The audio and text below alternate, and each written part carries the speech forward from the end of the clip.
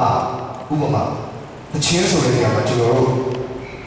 တချင်းဆိုတဲ့နေရာ contemporary နဲ့ classical အရှိတယ်ကျွန်တော်တို့တက်တဲ့ကြောင်း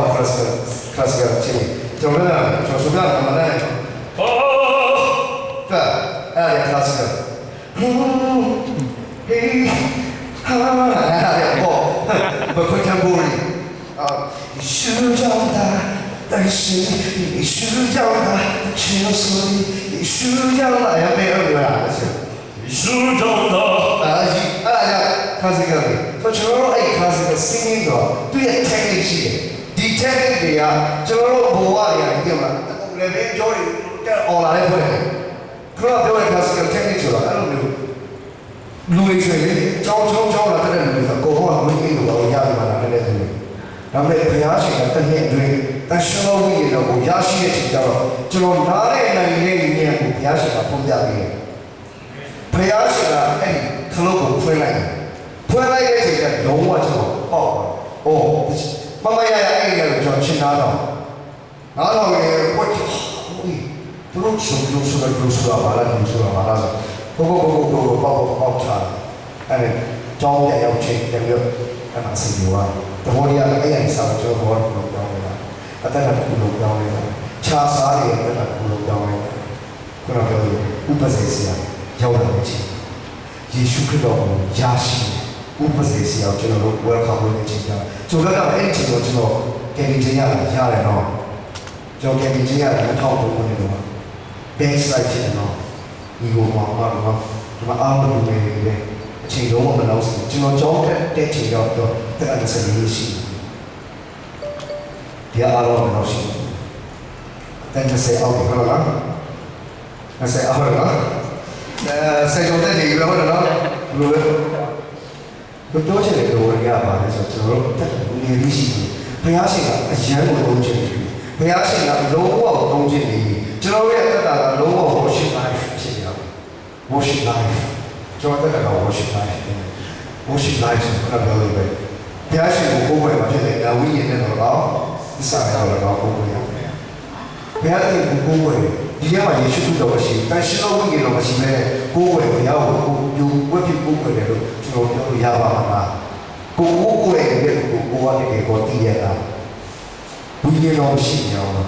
ကျွန်တော်ပြောလေးစကြပါဒုစရိုက်ကိုသိစီနေအပြည့်ကင်းခြင်းကိုလည်းပေါ်ပြရတယ်အပြည့်စီခြင်းကိုလည်းပေါ်ပြတယ်တော့ရှိဒုစရိုက်ကိုပေါ်ပြရတယ်အပြည့်ကင်းခြင်းကိုလည်းပေါ်ပြရတယ်စီခြင်းကိုလည်းပေါ်ပြရတယ်ရှိအဲ့ဒါကိုယေရှုခရစ်တော်ကျွန်တော်တို့ပြောတာပဲပြောချင်တာဒီချိန်ကာလမှာယေရှုခရစ်တော်ရဲ့အခါကဒီမှာလာထိုင်ရအောင်ယေရှုခရစ်တော်ကလာတော့မယ်ဒီရဲ့ဥပစေစရာကိုစီလို့ဆိုယေရှုခရစ်တော်သူ့ရဲ့ခန္ဓာကိုယ်ကြီးနဲ့ဒီမှာလာထိုင်ကြလို့လားဟိုမှာထိုင်ကြလို့လားမလို့သူ့ရဲ့ဝိညာဉ်တော်ဒီမှာရှိနေတယ်ကျွန်တော်ရဲ့အတ္တမှာရှိနေတယ်ကျွန်တော်ကအားလုံးလူငယ်တွေပဲအားလုံးကကိုယ်လက်ရှိအားလုံးအကြောင်းသားကျွန်တော်ပြောတာ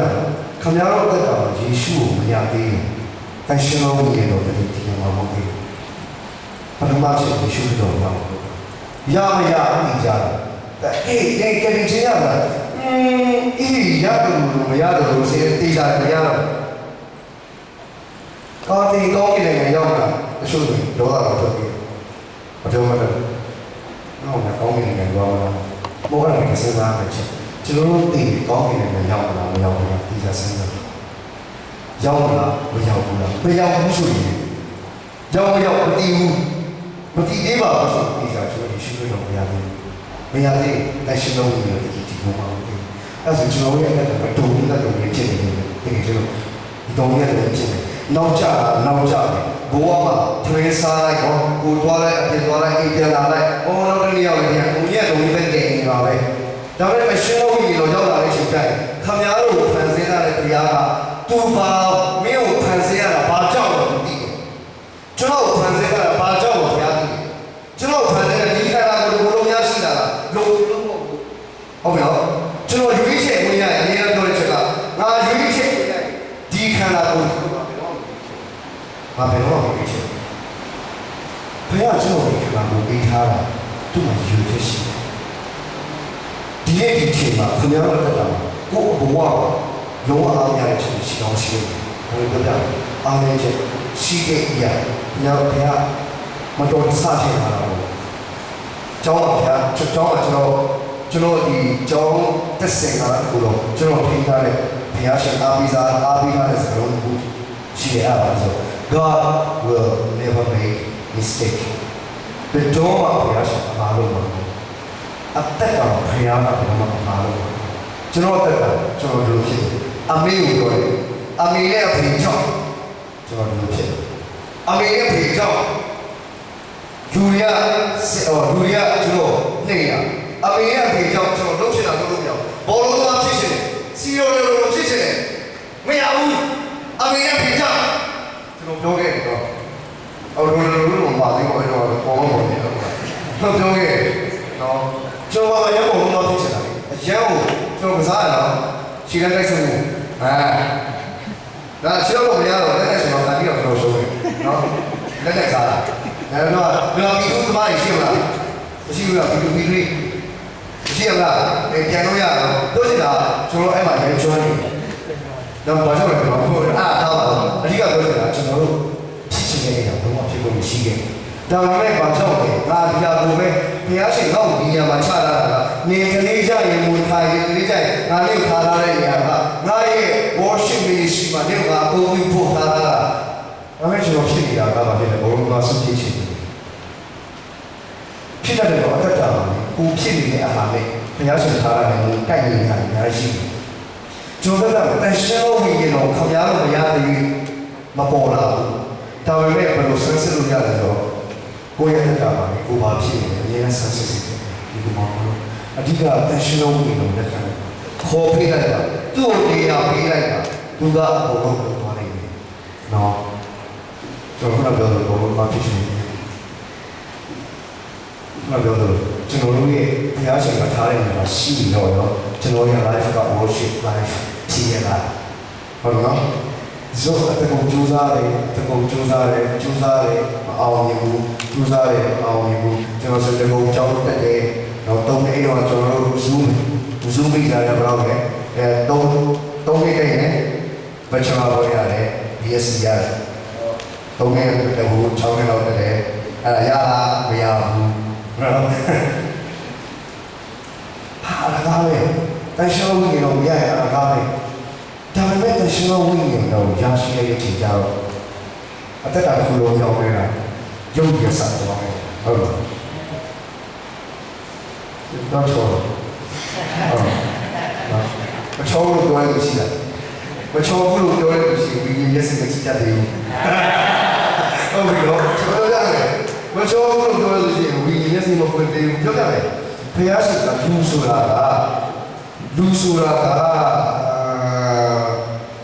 ကျွန်တော်ဘယ်လိုခုမှပုံပြိုင်ကောင်းလဲဆိုတော့ဒီကောင်ကပါလေ my stand ဒီကောင်ကပါလေဒါလည်းမိုက်ဟုတ်တယ်နော်ဒါပေမဲ့ဒီ stand ကဘာပြောလို့လဲဒီအတွက်တော့ဒီ FM တော့ပေါ့ FM မျိုးကိုတက်တော့ကိုယ်ရောအားရဖြစ်နေစုထဲမယ်ဘယ်လိုပဲထည့်မရဘူးကျွန်တော်တို့ကခင်ဗျားပဲမှာရှိတယ်တိတာတန်ရှင်းလို့ရတော့လမ်းကြောင်းမှာကျွန်တော်ဒီ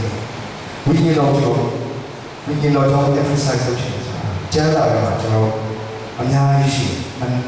အဲ့ဒီကျမ်းစာအဲ့ဒီအကြောင်းအရာကိုပြောချင်တာရှောလို့ရဲ့တာဝန်ကြီးရဲ့ပုံဟာချက်ရှောလို့ကြီးကတန်ရှင်းလို့ရတော့အင်္ဂါလေးထင်တော့တော့အဘိဓိဖြစ်တဲ့အရှုံးကိုတကယ်ကြီးဟုတ်နော်ဒါမဲ့ဘုရားရှိခိုးစကားကိုနားမထောင်နိုင်ချင်ကြတော့အဖြစ်ဓမ္မရာဆိုရင်မှာတန်ရှင်းလို့ရတော့အဲ့ရှောလို့ထင်တော့ကနေထွက်သွားတယ်ပြီးတော့ပြောသွားတယ်ဆိုဒါဝိပေါ်တဲ့ရောက်တယ်အဲ့ဒီချိန်ကဒါဝိချင်းချင်းဘယ်ရင်ချက်မဖြစ်ပါဘူးချက်ချင်းတော့ဖြစ်တယ်ခင်ဗျားတို့ရဲ့ဘဝကကျွန်တော်တို့ဘောအဲ့လိုပြောပါဘဝကျွန်တော်တို့ဘဝရဲ့ချက်ချင်းတောင်းလည်းမသွားပါဘူးဒါပေမဲ့ပြုတ်ချင်းဆိုရှိဒါဝိ national week ကိုတယောက်တဲ့ကာလနဲ့ဘယ်ရင်ဖြစ်သွားတဲ့ဂျာတာသူကြုံရတဲ့ပြဿနာ သူဘာဖြစ်လဲစစ်ကြီးဘဝရောက်ရတယ်ဟုတ်စစ်ကြီးဘဝရောက်ရတယ်သူကြုံရအခက်အခဲပြဿနာတွေအများကြီးရှိတယ်အဆိုးဆုံးကလည်းအခုတည်းကဓမ္မရာဇဝင်ဓမ္မရာဇဝင်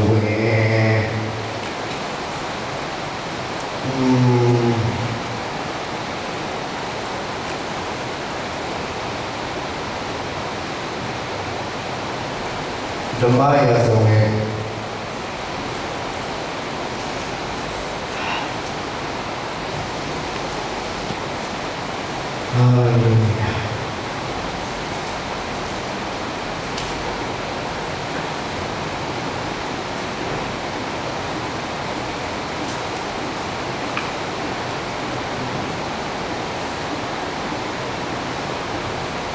ပထမစာနဲ့အဲ့ဒီချိန်မှာဘာဖြစ်လဲဆိုတော့ဒါဝေးကအဲ့ဒီဖိလိပင်းဘုရင်ကြီးနော်သူတို့ဆိုတော့ဒီဘို့တော့ပါတယ်အဲ့ဒီမှာဖိလိပင်းသွားထွက်ပြေးနေတဲ့အချိန်ဒါဝေးမင်းကြီးထွက်ပြေးနေရတဲ့ဘဝအဲ့ဒီဘဝဘာဖြစ်လဲဆိုတော့သူထွက်ပြေးနေရတဲ့ဘဝမှာသူ့မှာနောက်လိုက်လူစိုးလူမိုက်နော်တခိုးတဘိုးတွေလူလောက်လိုက်ကြနော်လူကောင်းပြောင်းပေါ့တခိုးတဘိုးလူမိုက်တွေပဲရောက်အောင်အယောက်600လောက်ရှိတယ်သူ့မှာမိန်းမတွေသူတို့မှာလည်းမိန်းမတွေကလေးတွေရှိတယ်နော်ဆိုတော့သူတို့လိုက်နေသူတို့နေတဲ့စီဗါလဲမပြောလဲဇီကရာဟုတ်လားဇီကရာမျိုးသူတို့ဆုပ်ဟိုဇီကရာမျိုးလည်းချောပါတယ်သူတို့အဲ့ဟိုအတိုက်ထုတ်ဖို့တော့ဒါမဲ့အဲ့ချိန်မှာအမရတ်တွေကသူတို့တွားနေတဲ့အချိန်အဲ့ဇီကရာမျိုးကိုသူတို့က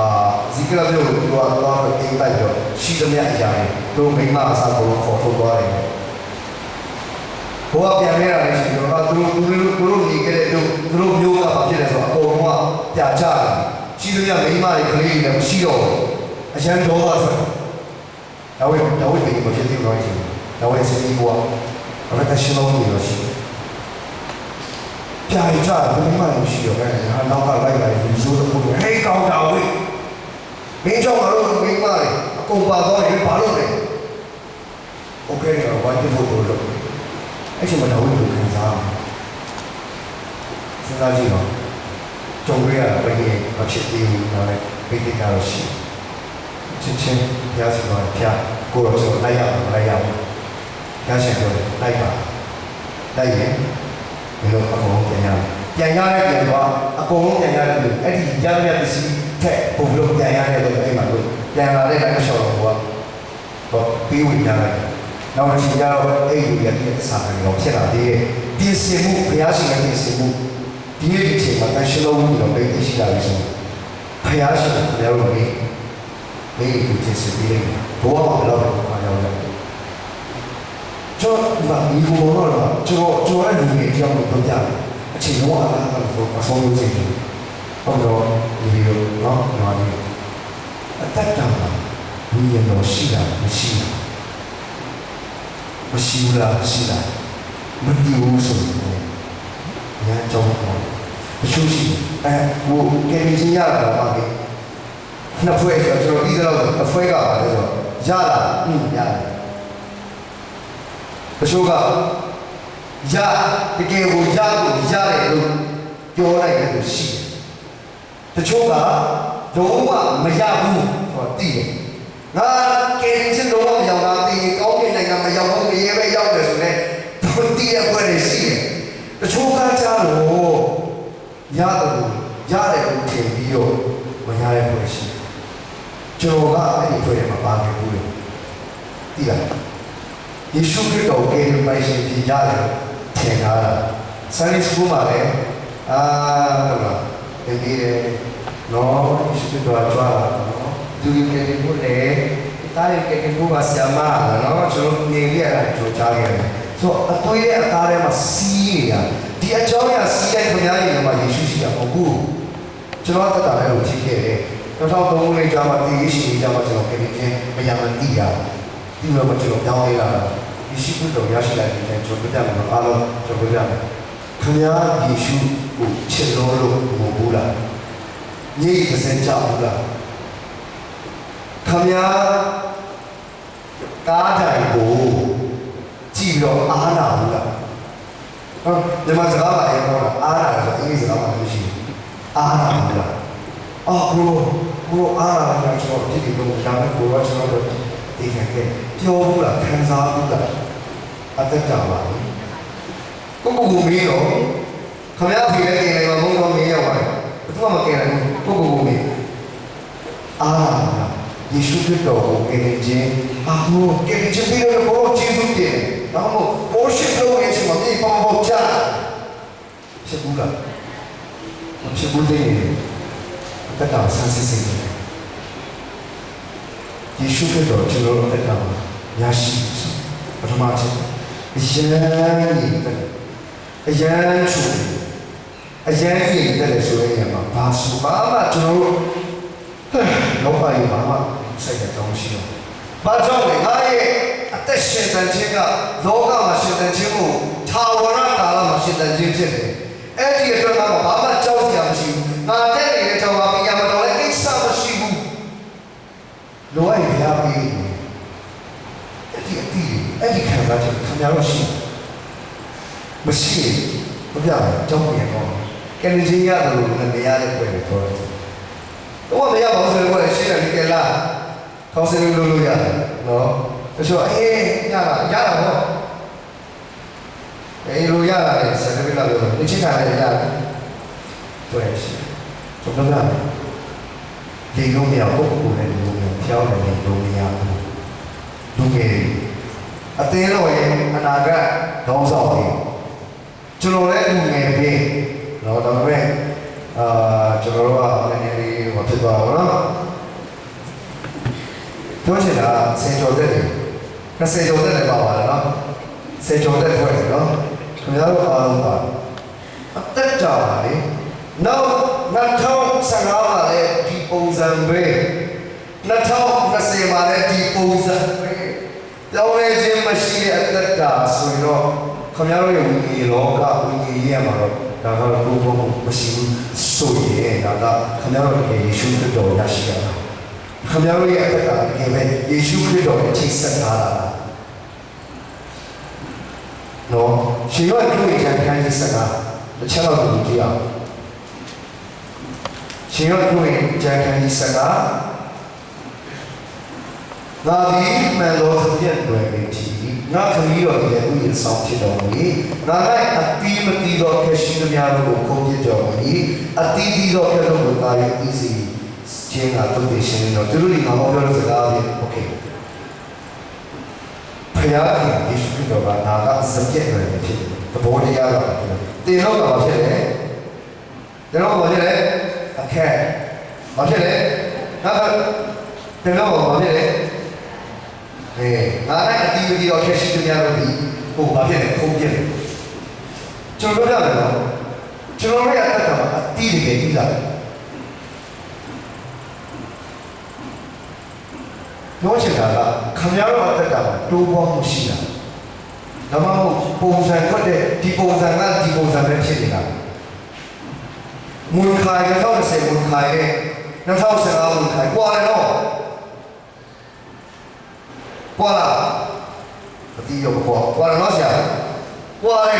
2010ကွာတယ်နော်2010နဲ့2015မွန်ခိုင်ကွာတယ်2010မွန်ခိုင်2009မွန်ခိုင်အဲ့ချိန်မှာစိတ်ကားလာပြဆိုင်မှာရှိနေတယ်ဟုတ်တယ်နော်နောက်မဲ့2015မွန်ခိုင်ဒီပြင်ပေါ်မှာတက်တည်ခံနေတယ်အာမင်ကွာတယ်အသက်တာမှာယေရှုကိုရတာနဲ့မရတာကွာတယ်ခမည်းတော်တို့ကကျွန်တော်တို့ကအားလုံးကလူငယ်ပြီးငါယေရှုမရတဲ့ကိစ္စမရှိသေးပါဘူးမလုပ်နဲ့နော်ငါမရယေရှုမရတဲ့ကိစ္စမရှိသေးပါဘူးမလုပ်နဲ့မိမမရတဲ့ကိစ္စမရှိတာရတယ်ယေရှုမရတဲ့ကိစ္စမရှိရမရဘူး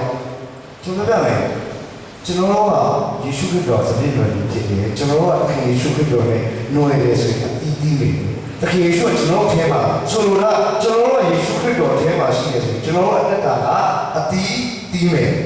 ဟုတ်တယ်နော်ဒီလိုရှိနေလေကျွန်တော်တို့အတ္တကနောက်တစ်ခုနောက်တစ်နည်းပြောရင်တိုးပွားမယ်ကြီးပွားမယ်နော်ဥမာယေရှုခရစ်တော်အတ္တမှာရှိနေတဲ့အင်ဂျင်နီယာတယောက်အရင်တော့အတ္တမှာယေရှုခရစ်တော်ထဲမှာရှိနေတဲ့မရှိသေးတဲ့အင်ဂျင်နီယာတယောက်က machine CD bawa kena bahan no. Ini dulu kita jual musician. Jepang mengenai ini lah kok.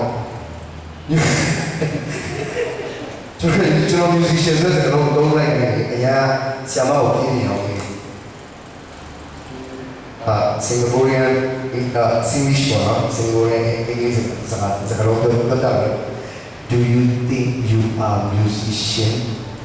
I don't think so. Baca kau lah. Contoh tadi tiga punya suara apa kebaji pun mesti lah. Bawa music contoh tiga music ah bawa tu lah. Cipu cilau makan yang popular mesti. Ada mana? I don't dare to say myself musician. Lah. No, bawa. Kau jangan cakap apa sih tu. Kau yang musician, people biasa nak presenter suami. Jangan aku biasa musician, people presenter. Baca le, tu yang worship and music ministry mah, tu yang bodoh jual design je kan. Jual ye special design. No, this special design tu jual. Jual music mesti muzara. Baca le, muzara. Tell you, you jangan tell. Oh, jual jual tell you. Tell you apa? Siapa yang kan saja orang sekarang ini sih, tangsa ni ke. Macam bapa ni macam ni cia ni orang Yesus ya ni cia, mungkin sekarang belasong dia orang ni ke. Citu lagi, jangan yang wah, ini mah orang ni dah orang siap. Kalau di music yang power sih, oh betul lah, music yang power betul lah, dia tahu di design dia. Macam mana? Jika lagu silo ane, ya. Jika lagu silo sengian, jika lagu silo dunia siapa, tinggal ya. Tinggal kan saja itu. Betul kau tahu leksi tu leksi. No, kau jangan jadi musik kau apa alam. Dah dia design tinggal. Lunya dengan orang dia tinggal. Jauh ni, oh jauh cowok ni. Lunya dengan orang dia tinggal. Ini macam mana? Aku cowok ni. No, nah cowok ni. Macam mana? Yesus bukan ada, betul? Kau cuma ada apa? Ini sebenarnya ni dia macam Yesus tu macam. Sebenarnya ni tak Yesus ni sebenarnya bodoh ada. Masa sebenarnya musuh ni. Belum ada macam so sebenarnya dua ni cakap lo, apa sih tu? Ya, cakap belum. Bapa cakap belum ni. Okey, biar orang ni sebelum biar orang kita. Oh belum ni. Weh, Yesus biar cakap harus stress orang. Cakap nak tu betul. Tu masih stress orang ni. Nak tahu kalau orang ni orang ni cakap lo. Yesus ada macam cakap stress kan kamu weh. Rumah betul. Rumah masuk tahu cakap. Masuk tak stress kan ke? Rupiah. Kau so ni, mana? Kita orang cakap sosial media orang, tapi orang sebab Yesus aja orang ni, Yesus ni macam orang ni cakap, cuma berapa sok dia tak orang ini, dia cuma tu agaknya mati isi bodoh, cuma kau so ni buku ni TV ni cuma belum ada apa, belum ada agaknya mana dia kau punya share dia, cuma bawa belum ada. Hari ini mesti tahu ini bawa. Ini bawa aku. Lompat bodoh biasa macam tu. Tapi kau ni tak usah ni. Biasa cuma TV ni lompat TV ni cuma ni. Biasa cuma TV usah ni. Nak sungguh nak boleh. Amin. Asyik tahu ni boleh. Asyik tahu boleh kita ayah cinta. I'm ready. Cuma begini. ဖျားတော့နေကျွန်တော်အတွက် music ဆိုရဲကျွန်တော်ခဏပြောလို့ drum ဆိုရင်တော့ဒီတော့အကုန်လုံး6ရှိရမှာပေါ့ကျွန်တော် drum တီးတယ်နော်ကျွန်တော်ကိုထောတော့တော့ဘာဘူးပေါ်တယ်အထင်နေတော့နော်စာ drum တီးတယ် keyboard နည်းနည်းပါးပါးတီးတယ်မလေးကျွန်တော်ဘူးမလေးလို့မရဘူးတော့ပုံတီးတယ် keyboard မှာတော့အတီးရည်ကို touching ရလို့လေဟ嘛，可能是我妈叫你呀，我说我得了，那到时候我老公给我，我进步多了。然后他其他才说地，对不对？base，ako mo rin chlo, ako chlo, dali. Di piedi alo. Era facciamo dai scemo vignendo alo zie ma tabi ha. Nare ai nomi a un khadu cho hu kuna ro cho ko le. Ai ni ro bhya shin ga switch on လုပ်ပြီးထားတဲ့ကျွန်တော်ရဲ့နားရည်တော်ပြန်ကအကုန်လုံးပါသွားတယ်။အရှင်တော်ကြီးတော့ဒီကောင်ကပြန်ကြီးလေးတော့ညီလေးတော့ဒီမှာလေးကျွန်တော်ကတက်တာခရရတော့ဘုရားဆုံးချစ်လို့ယေရှုရှိတာကျွန်တော်ရတော့နော်တကယ်ရွှဲဘုရားတော်မရှိဘူးဘာလို့တုံကြီးကတုံကြီးနေတယ်တုံကြီးကြရတဲ့ကြောင့်လည်းကြရတယ်ချောင်းနေဟုတ်တယ်နော်အဲ့လိုဖြစ်သွားနေတယ်ရန်တော့ကြတယ်ပေါ့တကယ်အောင်မြင်ခြင်းပြောတာတကယ်အောင်မြင်ခြင်းအဆူတော်တွေလည်းတော့အတန်ကောင်းကောင်းဆိုတာဒီရမှာကျွန်တော်တို့တကယ်ရွှဲတကယ်ဟာဘုံပြည့်စုံတယ်တကယ်ဘုံကြီးကဒီဘောဘောနဲ့မာချီအကုန်လုံးနေရာလို့ရှိရင်အကုန်လုံးလည်းဆက်စီပွားရေးပြောမှာယေရှုရှိပါရဲ့နိုင်ငံရေးပြောမှာယေရှုရှိပါရဲ့လူမှုရေးပြောမှာဘာသာရေးပြောမှာနောက်တော့အဆုံးသတ်ချင်တာဒီလုံးတော့ဆုံးသတ်ချင်တာအလုံးစုံနေစီတယ်တက်တာပါညတော့တော့ဒီလိုပဲ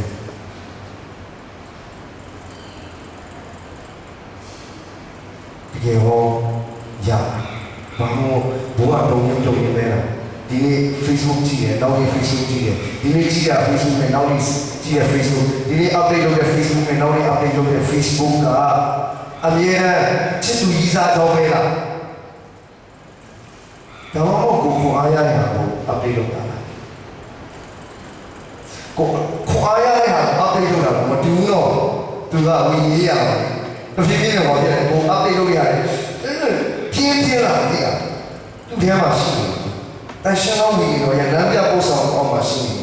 ဖယားကခူပြီးခုဖွင့်ပြတယ်ခူပြီးခုဖွင့်ပြတယ်နားမလည်တဲ့အရာတွေနားလည်အောင်လုပ်နေတယ်တရားဖြစ်တယ်တန်ရှင်းအောင်ပြီးမရှိတာဖြစ်တယ်ဘုန်းကြီးဘုံမောင်ဆိုတာကျွန်တော်ချိန်ကတော့မရှိနောက်ဆုံးတော့ပါလာဖြစ်တယ်ကဘာကြီးကိုလာဆွကြည့်လိုက်ပဒေပေါက်ဖွင့်တော့ကြည့်လိုက်စစ်ပွဲကြီးယောဂဗျာကြီးဖြစ်တယ်နော်နောက်ဆုံးတော့နေ့မှာမဖြစ်ပါနောက်ဆုံးလည်းအဲ့ဒီနေ့ကိုမရောက်ရင်မဖြစ်တယ်လို့ဘုရားရှင်ကနောက်ဆုံးတော့လက်ခံပြီးပြောပြတာကတိုင်းနိုင်ငံတိုင်းမှာအင်းကြီးတရားဟောကြားဒီနေ့ဒီချိန်ကာလတော့အင်းကြီးတရားဟောကြားနေအောင်မရှိဘူးရအောင်အင်းစိန်ဘောလုံးပြည်ကြီးထားပြီးတော့နော်ဘုရားမှုစီဝေးလုပ်တယ်ဆိုတာအလကားကိုအရင်တော့အချိန်ကြီးလို့ဘုရားရှင်ကပုတ်ပြီးလို့လုပ်နေရတယ်အချိန်နဲ့တော့မရှိတက်တာလည်းဖြစ်ဖို့ဘုရားအရင်ကဘာသာဆက်ဆောင်ပြီးဒီမှာမြန်မာစင်မတရားဟောပြီးတော့စက္ကန့်အနည်းချင်းညီငယ်လေးယောက်ရှိထွက်လာတယ်အရာအထိအကြောင်းရယ်သူတို့ကျွန်တော်တို့အရွယ်ရောဆိုရှုပ်ပါတယ်လေတော့ရအောင်လေကျွန်တော်တို့ရမှာအရင်ဆိုတာဒါပေမဲ့သူကစက္ကန့်အနည်းနော်အချိန်ရတယ်တန်ရှင်းဝိညာဉ်တော်ကအကန့်အသတ်မဲ့တရားရှိတာလုံးဝသုံးလောင်းနေခြင်းကျွန်တော်တို့ကဘာဖြစ်နိုင်ဘယ်တော့မှမဟုတ်ကျွန်တော်မိနေဘယ်ရှိတော့ကလေးမရှိတဲ့အားလုံးဘယ်မှာလဲလက်ထောင်ပြီးပါ majority ရရတယ်။ဒါပေမဲ့ကျွန်တော်တို့ကဝိညာဉ်တော်ဒီทีနေရှိအခုပြီးလိုက်တော့တရှလောဝိညာဉ်တော်ကလုံးဝကျွန်တော်ဝိညာဉ်တော်ကဘယ်လိုလဲအခုမပြီးသေးဘူးကဘယ်တော့မှတရှလောဝိညာဉ်တော်ရန်သူညံ့တယ်နော်အဲဒါကြောင့်ရန်ကျုံးနေပုံဆောင်တာတရှလောဝိညာဉ်တော်ကျုံးနေနားတယ်ခရစ်တော်လုပ်လိုက်ကျုံးပြန်ပြန်သွားအိတ်ပုံစံပဲဝိညာဉ်တော်ရန်သူညံ့တယ်ကျွန်တော်တို့အခုလုံးဝမပြီးသေးဘူးကျွန်တော်အသက်တာမှာနေရာယူပါကိုယ်လိုတုံးပြပါကိုယ်လိုရဲ့ပုံစံနဲ့ကျွန်တော်ပြုတ်ပြင်ပါလို့အခုမပြီးသေးဘူးကဘယ်တော့မှလုပ်မှာမဟုတ်ခေါ်ပြီးစီတယ် ကျွန်တော်အားလုံးကျွန်တော်မတည့်ရဘူးလို့ရှင်ခုနဝီကြီးတို့ဖျားဆိုကြည့်အောင်နော်ဝီကြီးတို့ဖျားဆိုတော့ကျွန်တော်တို့ကိုယ့်ကိုယ်ပဲစက်ကရအောင်နော်ကိုယ့်ကိုယ်ပဲအားစက်ကရအောင်ဒီဝါရှင်တန်ရှောင်းလာတယ်bass နဲ့ oh sorry ဂီတာနဲ့ပြန်လို့ရတယ်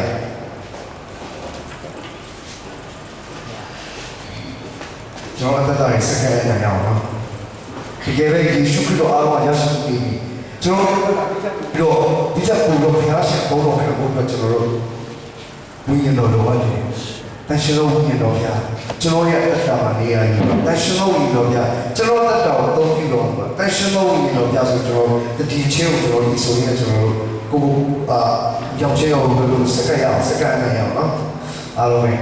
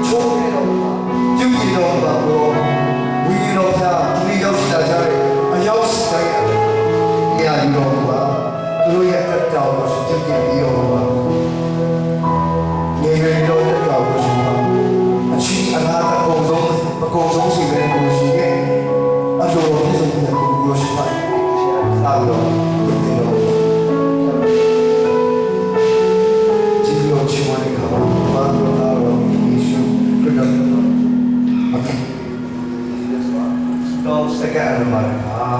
အာမင်ကျေးဇူးတင်တယ်အားလုံးကြရအောင်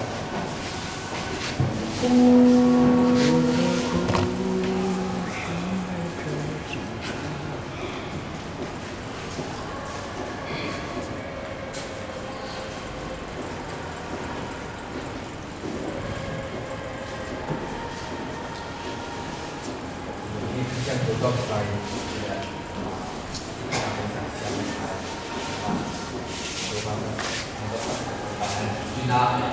Singapura, or Hong Kong.